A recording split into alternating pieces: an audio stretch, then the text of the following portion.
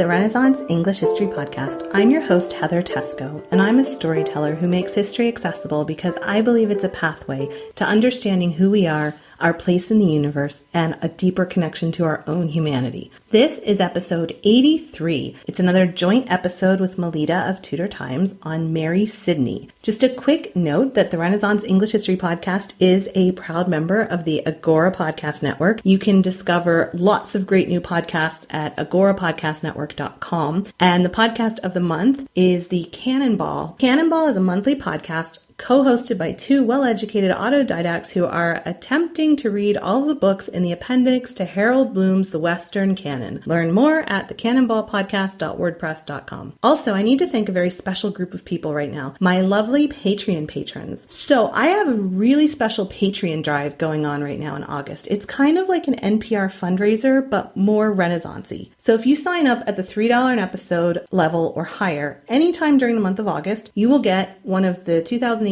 Tudor planners for free in mid-November when I ship them out, and that'll be your thank you gift. So you could either keep it for yourself or you could give it as a present. This is a special way for me to thank my patrons and give away something super cool at the same time. Right now, I want to thank my current patrons, Kathy, Jurgen, Elizabeth, Cynthia, Judith, Amy, Allison, Ariel, Barbara, Joanna, Kaylee, Kathy, Christine, Annetta, Candace, Rebecca, Al, and Shandor. You guys are so amazing, and I am so deeply grateful to you. You can support the show as well and score a free Tudor planner as a thank you gift by going to englandcast.com and clicking on the Patreon link. So now let me introduce you to Melita Thomas. Melita is a co-founder and editor of Tudor Times, a website devoted to Tudor and Stuart history in the period from 1485 to 1625. You can find it at tudortimes.co.uk. Melita, who has always been fascinated by history ever since she saw the 1970s series Elizabeth R. with Glenda Jackson, also contributes articles to the BBC History Extra and Britain Magazine. And she's going to be speaking at the upcoming free Tudor Summit, September 3rd and 4th. Learn more at tudorsummit.com. It's totally free. It's going to be 2 days of talks by some of the leading podcasters, historians, bloggers on lots of different aspects of Tudor history. And Melita is going to be talking about her new book on Mary Tudor. So check that out. So we're going to talk about Mary Sidney. But before we do, I just want to address an elephant in the room, as it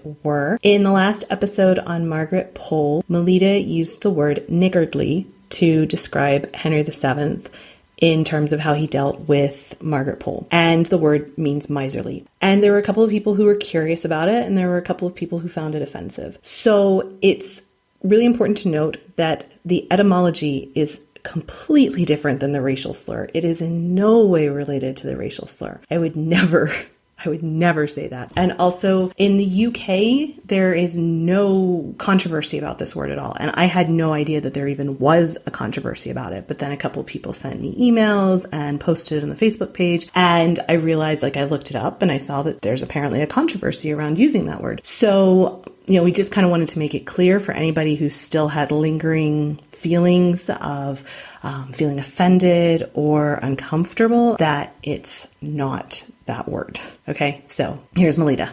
I was very sorry to hear that I'd used a word that some people may have found questionable or even possibly offensive. It was absolutely not my intention to use any word that people could be offended by. And I'm terribly sorry if using a word that's acceptable in the UK has other connotations in the US that I was unaware of.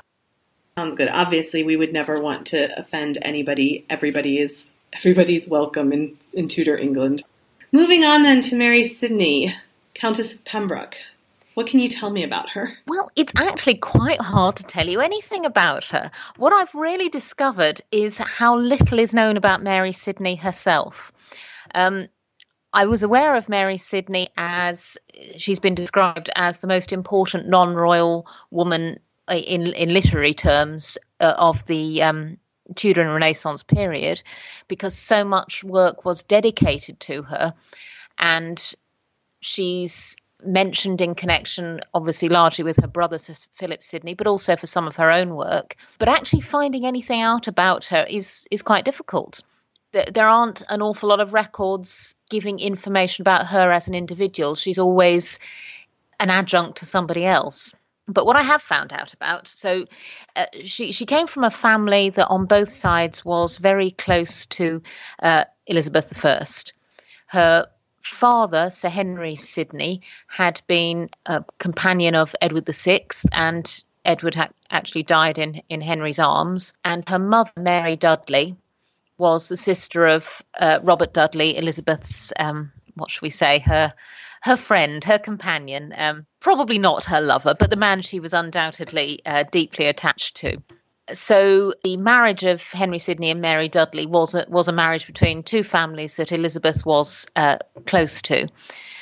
So Mary herself, she was born in 1561 in the old palace of Tickenhill near Bewdley in Worcestershire. Her father, Henry, at that time was Lord President of the Council for Wales and the Marches, and the family spent most of their time in that area. So they lived at Tickenhill, and they also spent time in Dublin during Mary's youth, as Sir Henry was posted there as Lord Deputy of Ireland as well. So Mary's youth was, she travelled a fair bit in the Marches of Wales and in Ireland, as well as living at the family home of Penshurst in Kent. There are 4 or 5 siblings in the family. There were 7 siblings initially, but only 3 lived to full adulthood, Mary herself and her 2 brothers, Philip and Robert. Philip was about 6 years older than Mary, 7 years older than Mary, and she wouldn't have seen much of him during their youth because he went to school at Shrewsbury and then he went off to university at Oxford.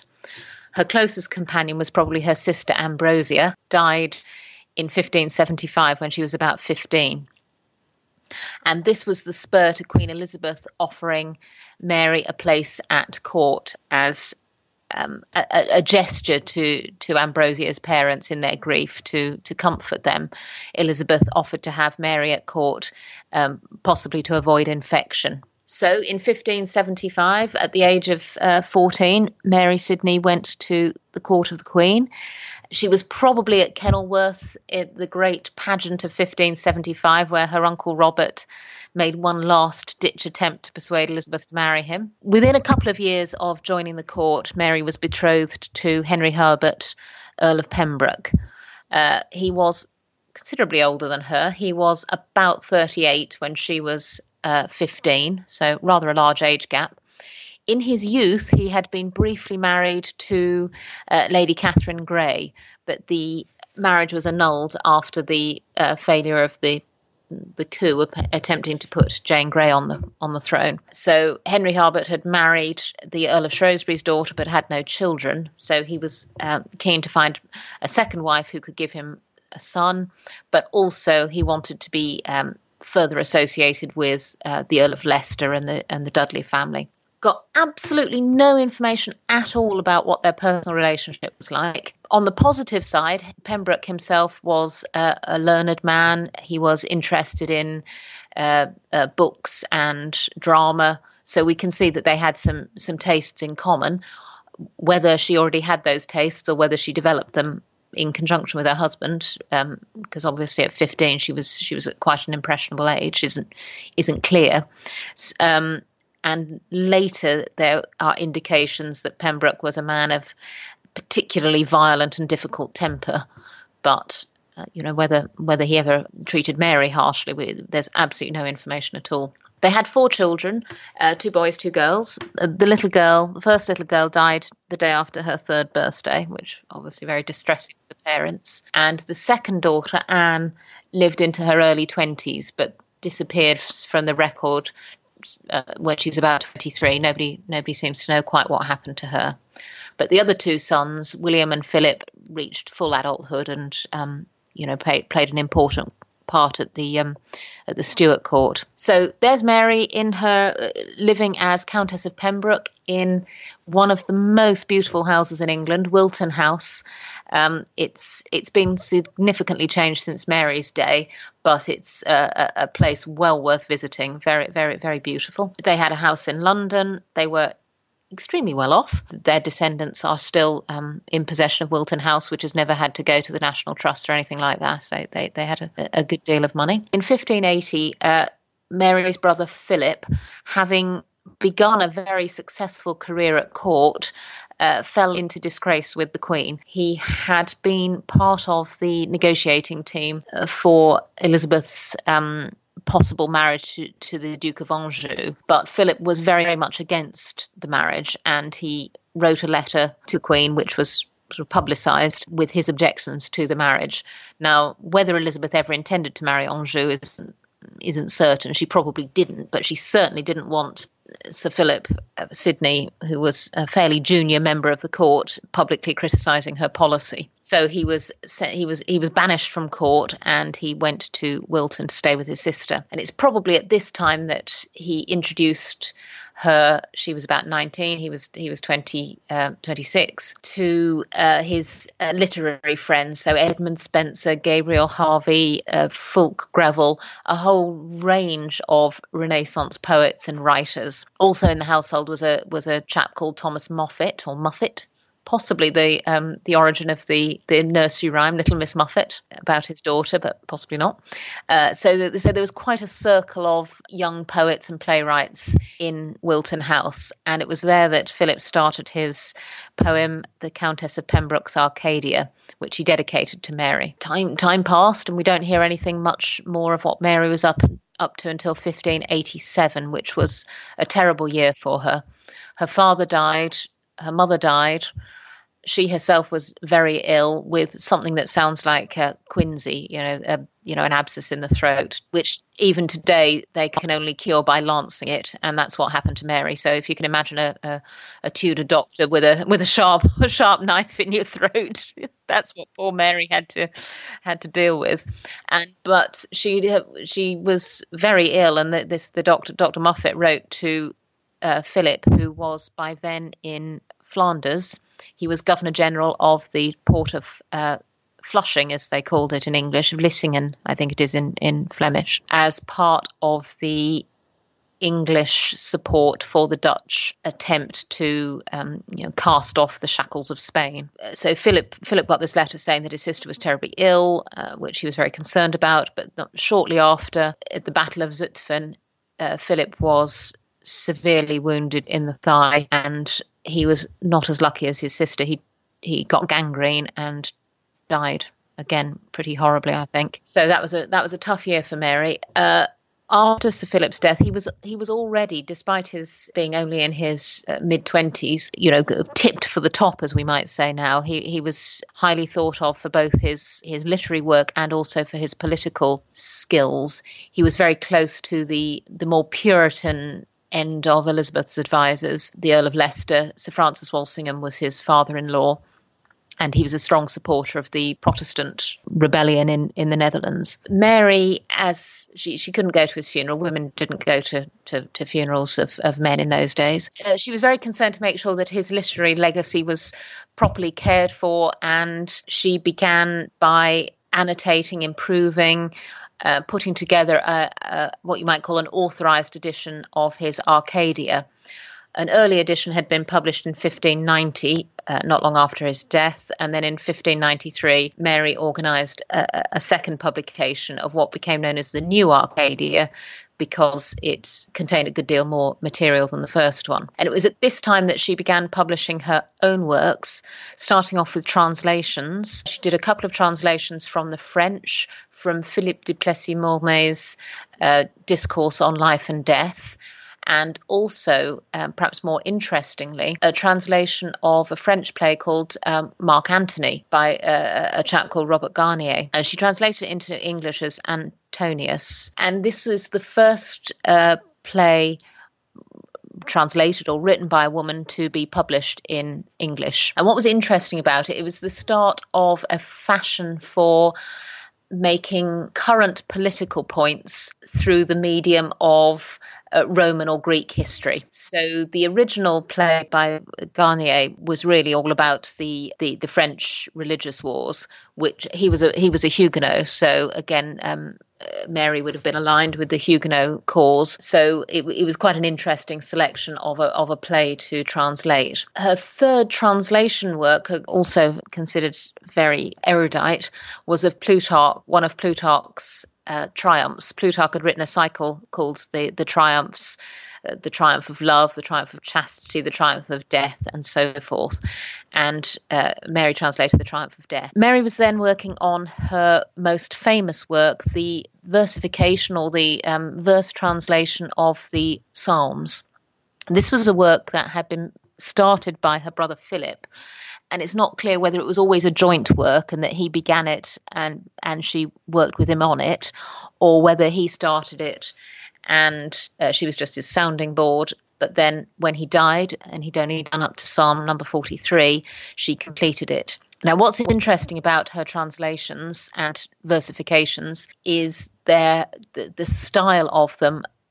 Rather than just being straightforward translations from the Latin or the Greek or the Hebrew or whichever language she chose as her model into English, they were what's been described as aesthetic translations, because they are concentrating on the poetry and the lyrical symbolism of the Psalms themselves. And they've been described as sacred parody, the idea being that they are love poems rather than just religious works, with the idea being that the reader or the psalmist could love God as much as a romantic, with all the fervour of romantic love. Mary's the basis of her translation was the Geneva Bible translation, which was the preferred text for the Puritan end of the Protestant Church in England, rather than the Bishop's Bible, which was the official Anglican translation. And she also drew heavily on Calvin's commentaries on the Psalms. As part of her work, she looked at using different rhyme schemes, and somebody who's done a great deal of analysis, a woman called Margaret Hannay, into Mary Sidney's work, has identified, I can't remember, it was 126 or 128 different verse forms in the Psalms that she translated. So they were a religious work, but they were also a great literary showcase of Mary's talents as a poet. They were not published in her lifetime. They were dedicated to the Queen, but that's the work for which she is best known. And during all this period, other works continued to be dedicated to her, but we don't hear a great deal more about her inner life. Her husband died in the end of January 1601. That was another difficult time for Mary, because her son was still underage, which meant that the Pembroke estates went into wardship, which was always an expensive business. William, her older son, was also disgraced because he had an affair with one of Elizabeth's maids of honour. The girl, Mary Fitton, was pregnant, and William absolutely point blank refused to marry her. Elizabeth was incensed. She tried to keep a very high moral tone at court. As a virgin queen, it wasn't appropriate for her attendants to have affairs and become pregnant outside marriage. Pembroke, as he now was, William, because he refused to marry, he was sent off to the Tower to think about it. But he still point blank refused to marry her, and it wasn't actually a crime, so he couldn't be kept in the Tower indefinitely.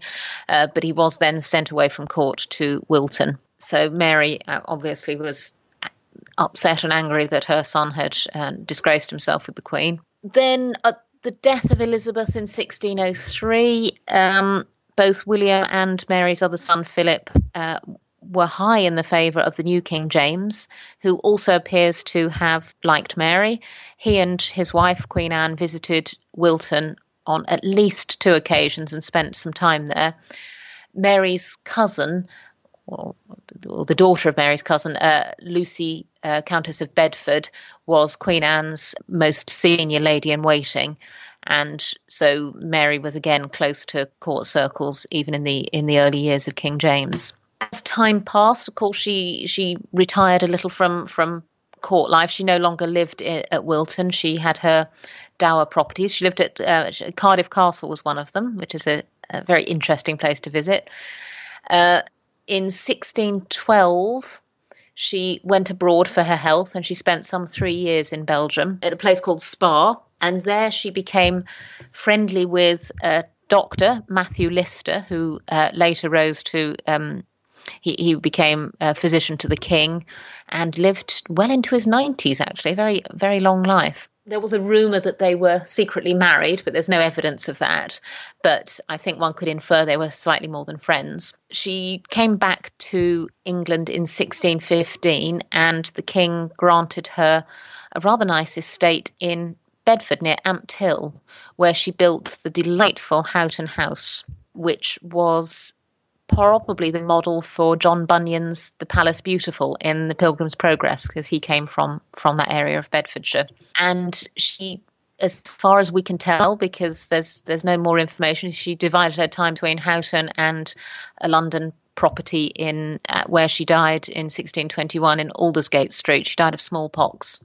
She had a very grand funeral in St Paul's Cathedral, and then she was carried by torchlit procession to Salisbury Cathedral, where she was buried. And that was the end of Mary Sidney. So when did her writing start to become popular? Was she always respected in her own right, or did it kind of go through phases? She was always respected, yes, from the decade or the sort of the 15 years in which she was doing the translations and the Psalms. She was highly respected. And then there were the usual arguments about, how much she'd done, how much her brother had done, and so forth. But yeah, she has always been held up as a great example of female literary talent.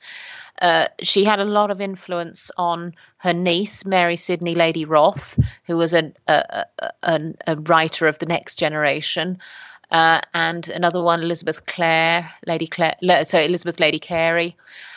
So she was another writer of the time, of the next generation. Amelia Lanier included Mary in a long poem that she did about prominent women, starting from the Queen and working downwards. Yeah, so she's always been very highly regarded. I mean, myself, I find certainly her letter style, which her letters, there are very few letters extant, but sort of half a dozen, mostly on business. But there are 2 or 3 that are what you might call letters of compliment to the Queen, which are so convoluted and in the style of the time, very similar to the style in which Elizabeth herself wrote, full of double meanings and repetition of the same word to have a different meaning. It's really quite hard to make head or tail of, but they were very much admired at the time and given as they were used as examples in books of how to write beautiful letters. Can you tell me a little bit about? I know it's kind of something that happens a lot with. There was an artist. Was it Nicholas Hilliard, who had a sister, and they say that possibly some of his miniatures were actually painted by her. And I know there's stories like this when you've got a woman and a man who are either husband and wife or brother and sister who are close, that you get these controversies around authorship. What was there with her with that? Really, it was about how much she changed or altered the Arcadia. So it would appear from both Philip's work and Mary's work that they were the kind of people who constantly tinker with it. So there, insofar as people can tell from putting together, bits of manuscript here and there are lots and lots of revisions of everything that they did. So Philip, it appears, wrote a poem called Arcadia, and he then made quite a few revisions to that and added some different endings or a more complex ending. And the first publication of it, which was called the Old Arcadia, seems to have been based on his original manuscript.